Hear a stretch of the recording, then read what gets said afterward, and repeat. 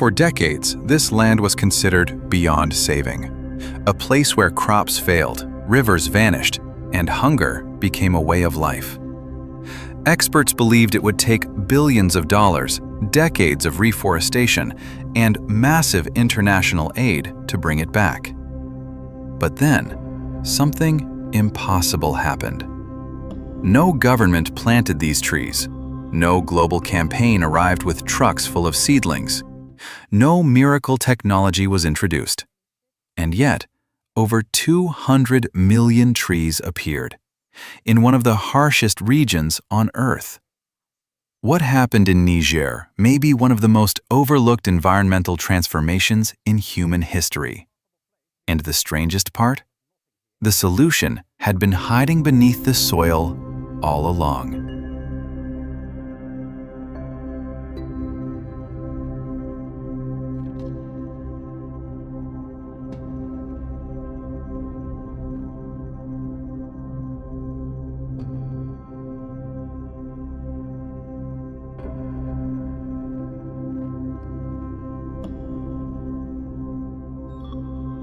To understand what happened in Niger, we need to go back to the 1970s.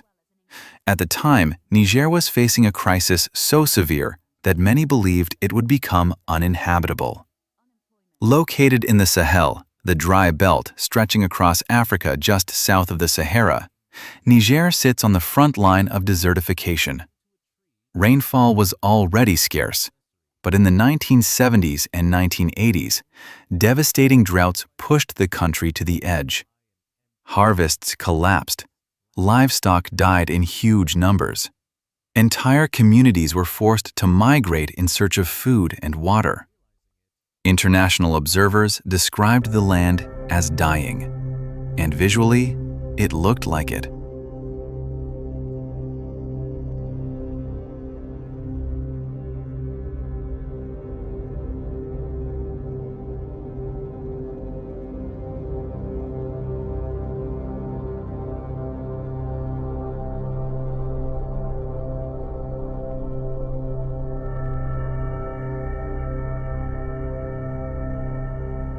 Fields once used for farming had become barren.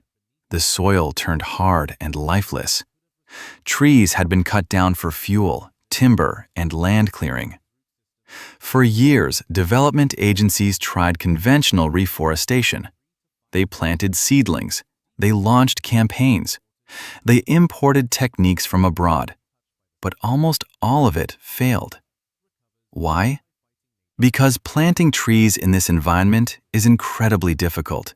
Young saplings need protection, water, and years of care. In the harsh climate of Niger, survival rates were low. It seemed like the desert was winning.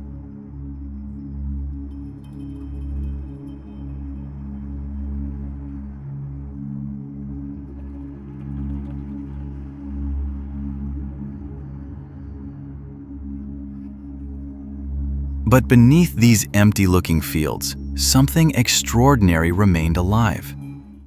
Even after trees were cut down, their underground root systems often survived. These hidden root networks could stay dormant for years, waiting for the right conditions to grow again. The land wasn't dead, it was sleeping. The problem was that farmers saw new shoots as weeds. Whenever small stems emerged, they were cleared away during plowing. For generations, the natural regrowth cycle had been interrupted before it could begin. Then, slowly, a different idea emerged. What if the answer wasn't planting new trees, but allowing old ones to return? This concept became known as Farmer Managed Natural Regeneration, or FMNR, and it was radically simple.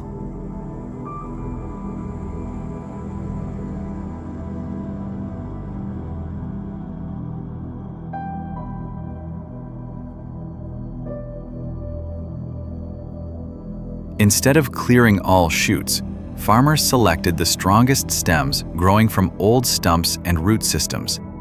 They protected them, pruned them carefully, allowed them to mature into trees. No nurseries, no expensive infrastructure, no imported technology, just working with nature instead of against it.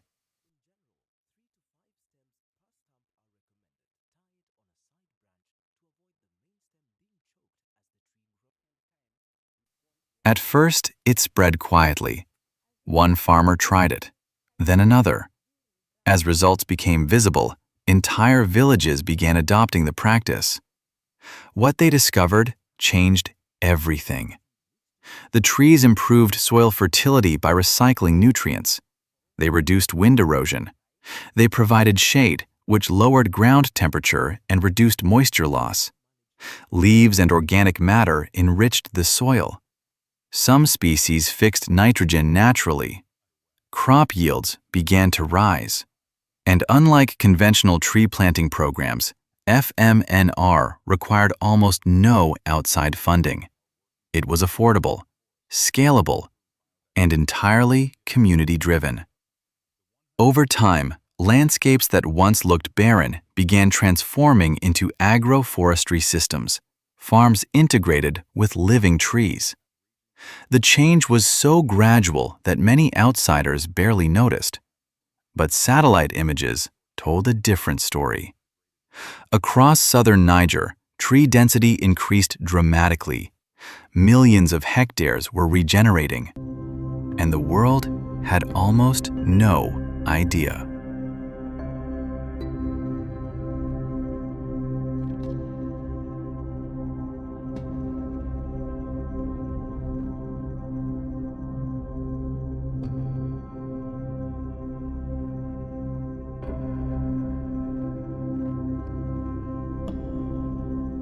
By the early 2000s, researchers began measuring the scale of what had happened.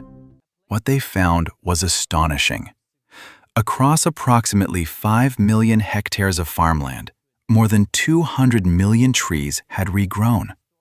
This was not a pilot project. It was not a government megascheme.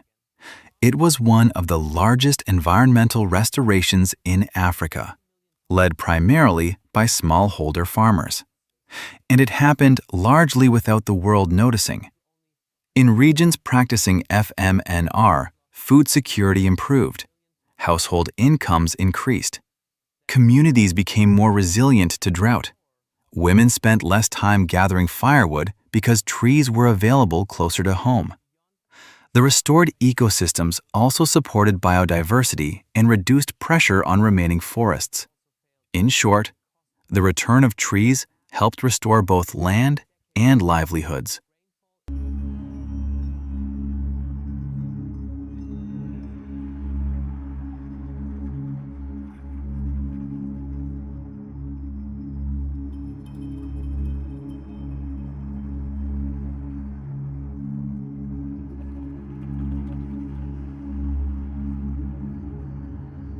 What happened in Niger offers a lesson far beyond Africa.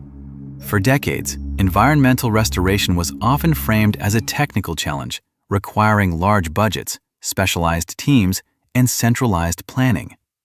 But Niger proved something different. Sometimes, the most effective solutions are not about introducing something new. They're about recognizing what already exists. The roots were always there. The knowledge was always there. What changed was perspective. Instead of forcing nature into a rigid system, communities learned to collaborate with ecological processes. This approach has since inspired restoration efforts in countries like Ethiopia, Senegal, and beyond. And in a world facing climate change, degraded land, and food insecurity, its relevance is only growing.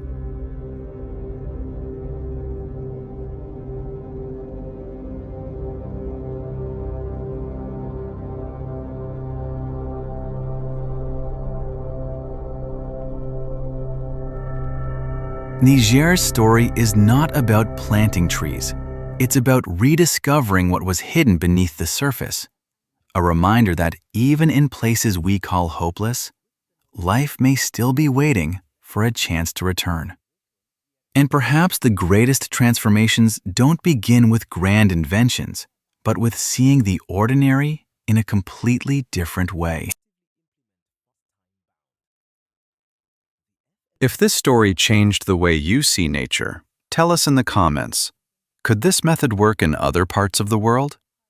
And if you're curious about the hidden forces shaping our planet, follow for more stories like this.